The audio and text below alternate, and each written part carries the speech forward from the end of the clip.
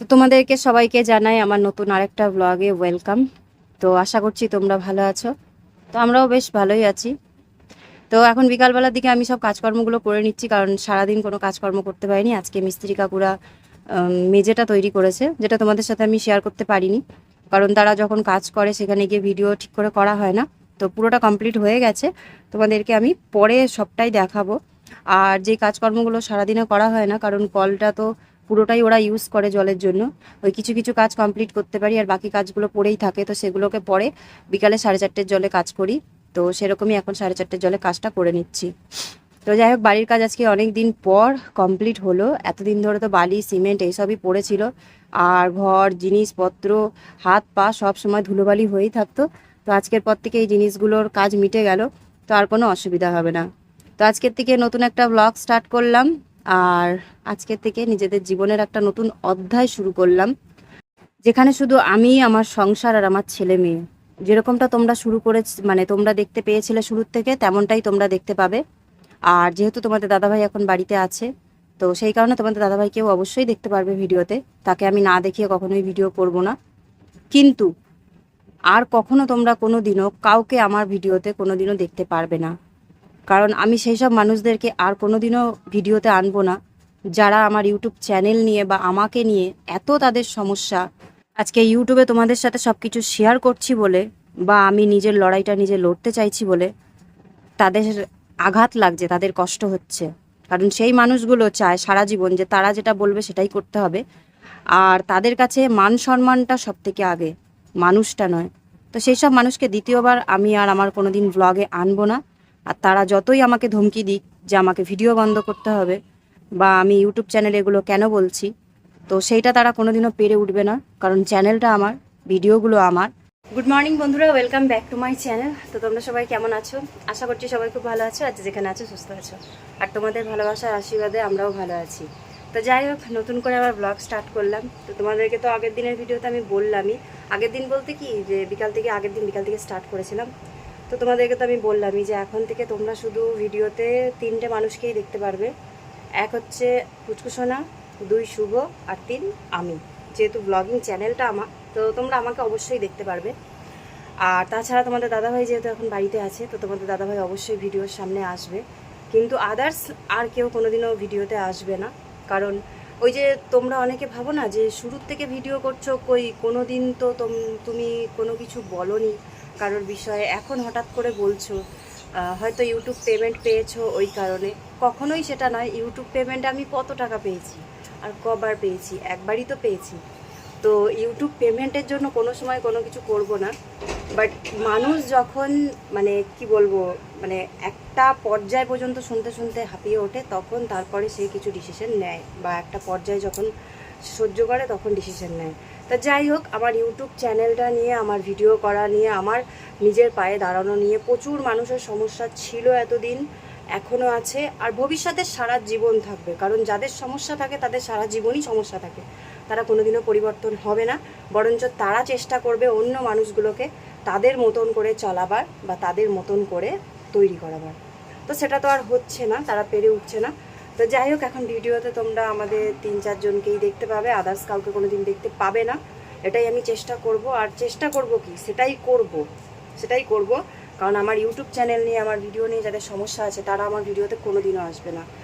আর আজকের ভিডিওটা এমনও কিছু মানুষ আছো যারা শুরুতে করেছো দেখা, কিন্তু পছন্দ করো না আমাকে, বা তোমরাও চাও না যে ভিডিও আমি করি, তো তারা প্লিজ আমার ভিডিওটাকে বাদ দিয়ে অন্য কোনো ভিডিও দেখো বা অন্য কোনো কিছু করো, তাহলে তোমাদের জন্য বেশি ভালো। কারণ যারা আমাকে পছন্দ করো না, তারা আমার ভিডিও দেখে কি করবে? ভিউজ বাড়াবে, টাকা বাড়াবে, তাহলে তো তোমাদের তো সহ্য হবে না, তাই না? তো আমার ভিডিও দেখার কোনো দরকার নেই। যদি আমার ভিউজ কমেও যায়, বা আমার যদি ভালো কিছু মানুষের কারণে যদি খারাপ মানুষগুলো যদি বেরিয়ে চলে যায়, কোনো অসুবিধা আমার হবে না। কারণ আমি 0 থেকে শুরু করেছিলাম, আর এখনও পর্যন্ত যা ভিউজ পাই, যেভাবে আমার ভিডিও চলে, তাতেই আমি সন্তুষ্ট। আমি ভিউজের লোভে, টাকার লোভে কোনোদিনও ভিডিও করিনি, ঠিক আছে? আমি ইউটিউবে বিনা স্বার্থে খেটে যাচ্ছি। আজকে 2 বছর পর পেমেন্ট পেয়েছি। এখনও যদি 2-4 বছর পর পেমেন্ট পাই, আমার তাতেও কোনো অসুবিধা নেই, কারণ আমি টাকার লোভে কোনোদিনও কোনো কিছু করিনি। তো যাই হোক, বাড়ির কাজ তো সব কমপ্লিট হয়েই গেছে, মানে মিস্ত্রি কাকুদের কাজ সব কমপ্লিট হয়ে গেছে, কালকে মেজে করে দিয়ে গেছে। তোমাদের সাথে সেগুলো কিছুই শেয়ার করা হয়নি। মেঝেতে আজকে জল দিয়েছে তোমাদের দাদাভাই, পাঁচিল, তারপরে ওপরে ছাদ, যা কিছু ছিল পুরো ঘরে জল টল দিয়ে পুরো রেডি করে দিয়েছে। মিস্ত্রি কাকু কালকে আসেনি, আজকে সকালে এসে সব কিছু দেখে গেল, বুঝে গেল। আর দু একটা কাজ বাকি আছে, সেগুলো তো এখন 3-4 দিন জল থাকবে মেঝেতে, তারপরেই সেগুলো মিস্ত্রি কাকু করবে হয়তো, বা তার মধ্যেও করতে পারে। আর আজকে বলা হয়েছে জানলার কাচ লাগাতে আসার জন্য, জানি না আজকে আসবে কিনা। আসলে তো তোমাদের সাথে শেয়ার করবো এই ভিডিওতেই, আর না আসলে পরে কালকে যখন আসবে তখন তোমাদের সাথে শেয়ার করব। তো চলো তোমাদেরকে ঘরটা একবার ঘুরিয়ে দেখাই, এখন যতটুকু পারা যাবে। জল টল দেওয়া আছে। আর পুচকুসোনা শুভ স্কুলে যায়নি, অতিরিক্ত গরম পড়ছে, ওদেরকে জোর করে আমি স্কুলে পাঠাতেও পারছি না, বাইরের ওয়েদার খুবই খারাপ, তোমরা সবাই বুঝতেই পারছো। তো ওই জন্য পুচকুসোনা শুভ ঘরেই আছে। ওয়েদারটা একটু ভালো হোক, হয়তো 2-4 দিন পাঠাবো না, বা এই সপ্তাহটা হয়তো পাঠাবো না, আবার সামনের সপ্তাহ থেকে ওরা স্কুলে যাবে।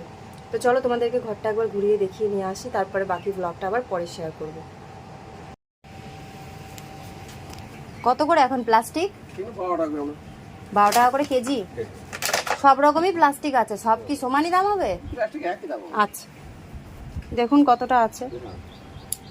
তো সকাল সকালই তোমাদের দাদাভাই একজন প্লাস্টিকওয়ালাকে নিয়ে এসেছে। তো বাড়িতে অনেক প্লাস্টিক জমেছিল, এগুলো একদিন আগেই সব কিছু এক জায়গায় জড়ো করলাম, কারণ বাড়িঘরটা মানে যখন তৈরি পুরো কমপ্লিট হয়েই গেছে, তাহলে বাইরের দিকটা তো এবার পরিষ্কার করতে হবে। তো যাই হোক, তোমাদের দাদাভাই করছে, তারপর আমিও হাতে হাতে যতটা পারছি করে দিচ্ছি, কারণ সংসারের ঘরেরও অনেক কিছু কাজকর্ম থাকে, তো সেইগুলো করতে গেলে একটু সময় লেগে যাবে বাইরের কাজগুলো করতে, তাই তোমাদের দাদাভাই যতটা পারছে সেরে দিচ্ছে।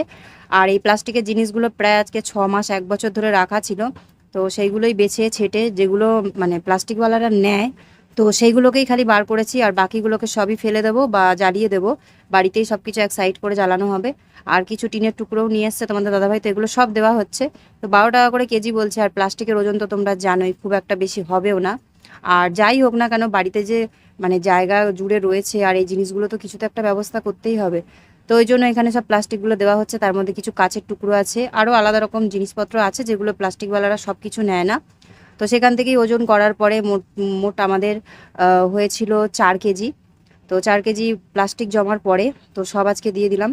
আর মিস্ত্রি কাকুদের কাজকর্ম করার পরেও অনেক মালপত্র রয়ে গেছে, যেরকম সিমেন্ট, বালি, পাথর, তো সেগুলোও রিটার্ন যাবে, হয়তো আজকেই নিয়ে যাবে। তো যাই হোক, তারপরে বাড়িঘর আরও পরিষ্কার হয়ে যাবে, কারণ এই জিনিসগুলো রয়েছে বলে বাড়িটাকে ধোয়াও হচ্ছে না। উঠোনের মধ্যেই রাখা আছে সিমেন্টের বস্তাটা, সিমেন্টের বস্তায় জল গেলে সিমেন্টের বস্তা যেহেতু নষ্ট হয়ে যাবে। আর সকালবেলা মিস্ত্রি কাকু এসে সব কিছু দেখে গেল, যেহেতু আগের দিন মেজে করার সময় উনি ছিলেন না। আর যা টুকটাক কাজ আছে, তো সেগুলো তোমাদেরকে ঘরে নিয়ে যাই, তারপরে তোমরা দেখলে বুঝতে পারবে। তো সেই কাজগুলো কমপ্লিট করা হবে।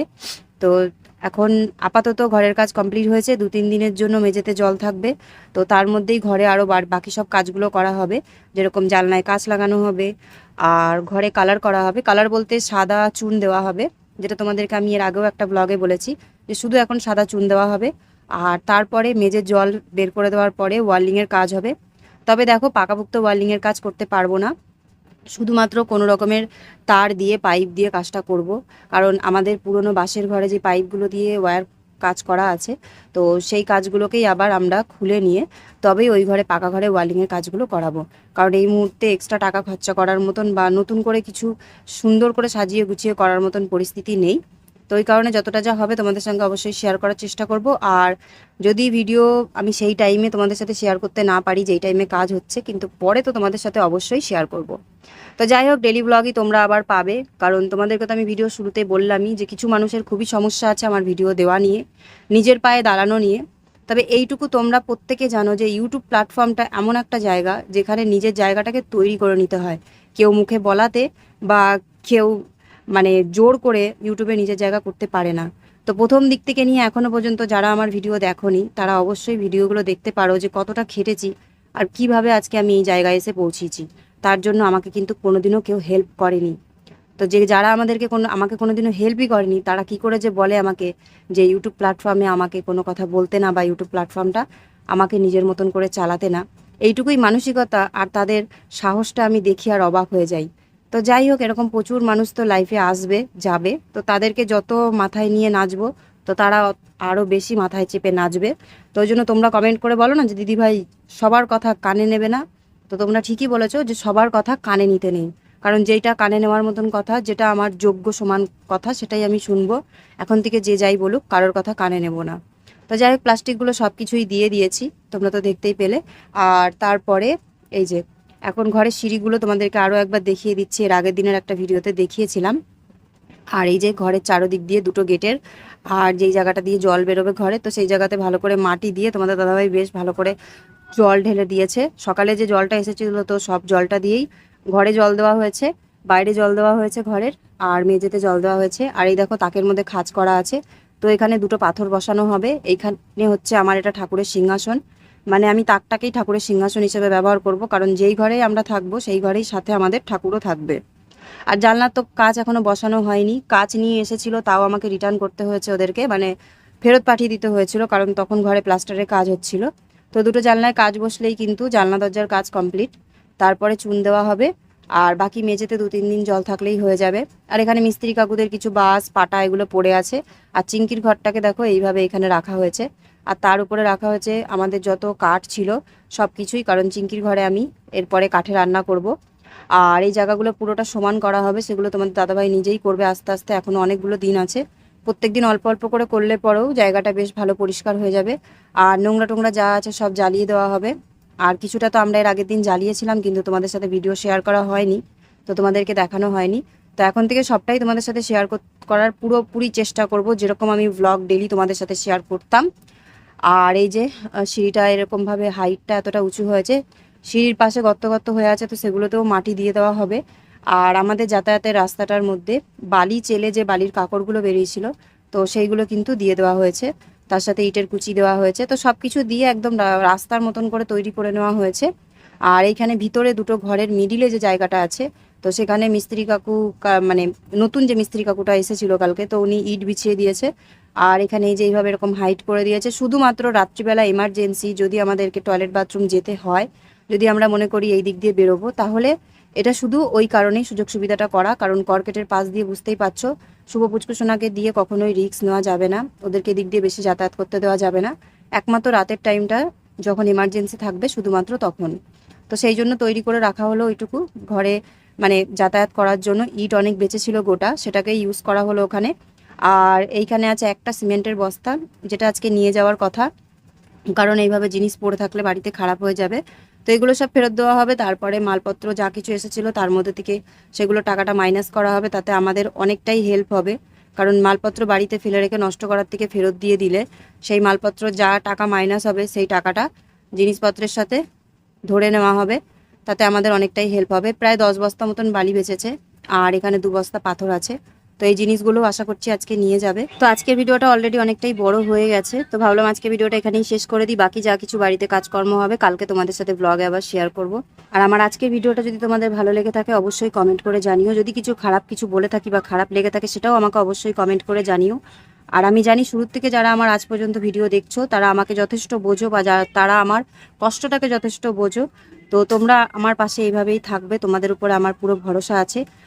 তো তোমরা এইভাবেই আমার পাশে থেকো, এটাই তোমাদের কাছে আমার শুধু একটা রিকোয়েস্ট। তো দেখা হবে কালকে নতুন একটা ব্লগ, নতুন একটা ভিডিওতে। সবাই ভালো থেকো, সুস্থ থেকো, সাবধানে থেকো, আর সব সময় নিজেদের খেয়াল রেখো। Take care, by.